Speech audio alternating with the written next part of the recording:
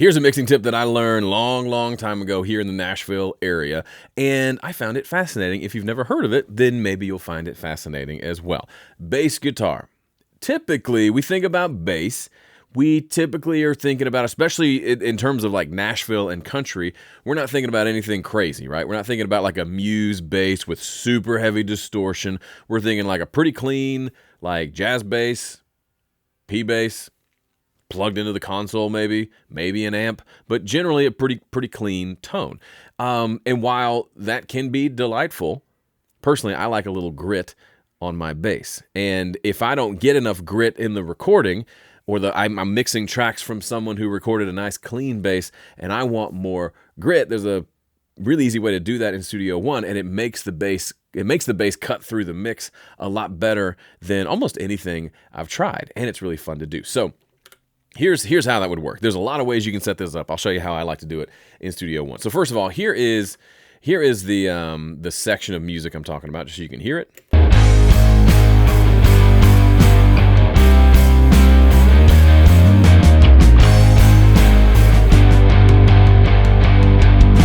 So we can hear the bass, it's there, and here's what it sounds like by itself, just so you have an idea.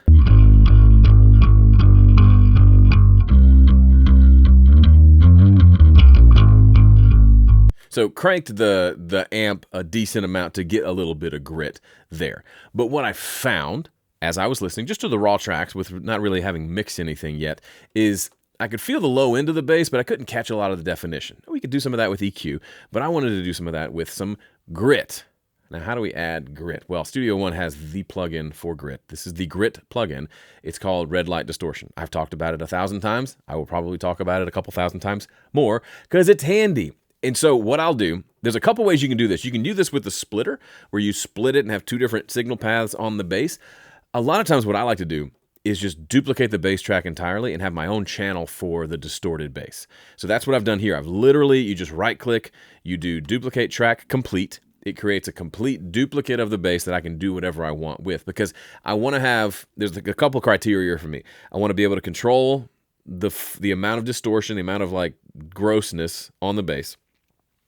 I want to be able to EQ that separately, which we can do with the splitter for sure, but I also want to be able to adjust the volume of it easily. That's the one thing I can't do with splitter. So I had this set up with the splitter. In case you're not familiar with what I'm talking about, if we open up our plugin window and grab splitter and throw it into this chain, okay, we can see that we could put red light distortion on one side of this split, and we could even put our own EQ on this side to like keep it from make sure we dial in the tone that we want. But to adjust the balance between the clean bass and the distorted bass, we have to open up this window and then adjust this fader here. Or we need a plug-in that allows us to adjust the volume. Either way, once this window is closed, I can't get to that as easily, especially from like the arranger window or really from the mixer window. I have to open up this splitter plug-in and adjust those levels. So for me, especially when I'm dialing it in, I'd rather just have it on its own fader. There's no real right or wrong. That's just the way I like to do it. So I'm going to remove all of these and get back to this.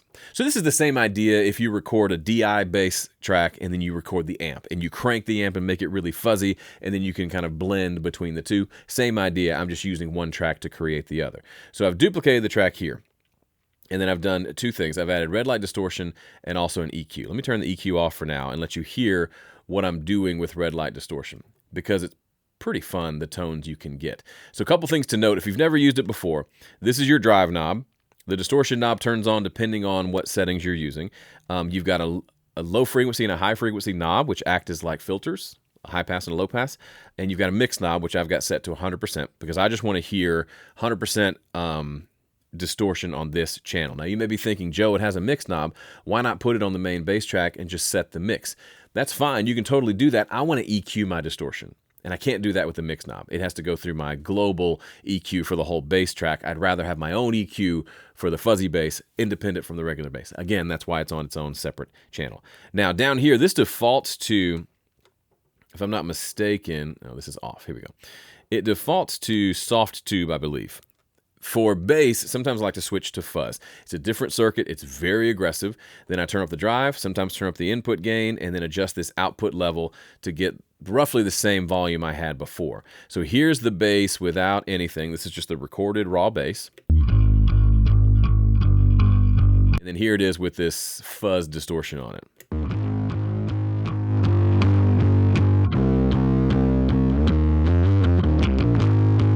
It's very, I love the word spitty.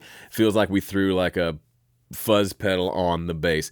Kind of delightful, and I love it. But I don't want it to have all that low end. I could turn the low end off here, but that's going to affect how the distortion sounds. And I want the low end distortion. I just want to take the low end out of it before we listen to it. Because if I turn this up, watch.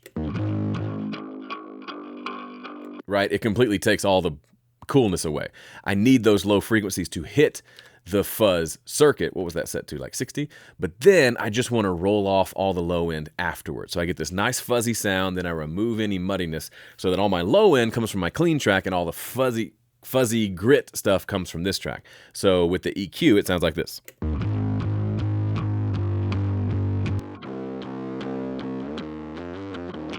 So we get all that spitty grossness, and then we can blend that in with the original, which sounds like this.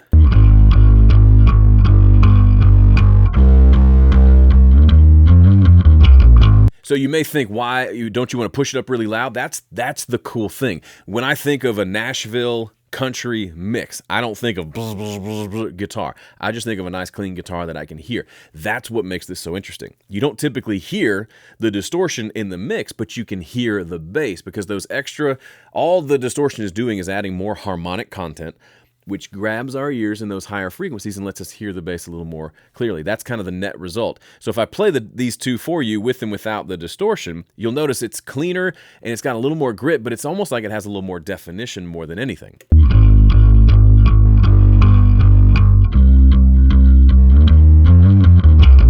And of course, on top of everything, you don't really hear the buzz. You just hear, oh, I can pick the bass out, and the pick sound and things like that come through a little better.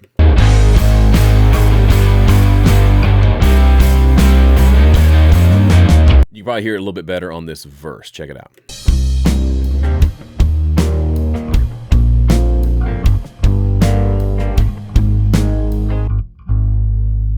So there's that, when you solo it, we hear that buzz, but in the mix, you don't really hear it quite as much. And if you do, and you decide, you know what, I just want the buzz on these big choruses, I don't want them on the verses, that's another reason why splitting this out to its own track makes sense. I could say, you know what, I agree with you, let's just mute the bass on these fuzzy parts. No automation needed. I just hit Shift M on this piece of audio, and so then the fuzz goes away just for the verse, and then we'll come back in later for the chorus. So that would sound like this.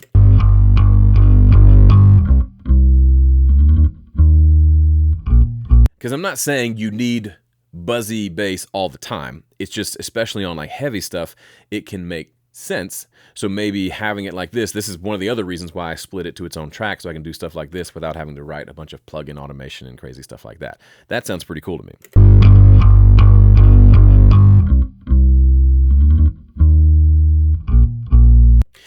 There you go. So if you're having trouble getting your bass to cut through, try duplicating it, adding some fuzz, EQing out so it doesn't make your bass more muddy than it is. You're going to maintain the same low end that you had before, but now you're going to add in some top end on top of it.